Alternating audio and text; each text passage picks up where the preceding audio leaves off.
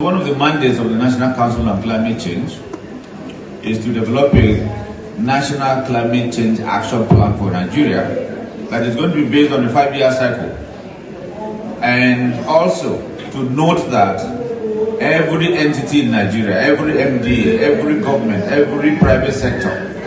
every civil society, particularly an institution that has up to 50 staff in its payroll, is expected to implement that Climate Change Act and also report at the end of every year how much or how less of the action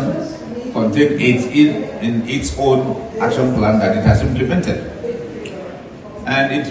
if it fails to do that, the National Council on Climate Change has been mandated to go after that organization, either with a fine or with a levy or some other corrective measures. We also have the Climate Change Fund, which is to help provide a sustainable flow of funding for the National Council for it to carry out its day-to-day activities and also to launch impactful projects for Nigeria, whether by itself or in partnership with MDAs, with developing partners, even with the private sector. We also have the long-term low emissions development strategy.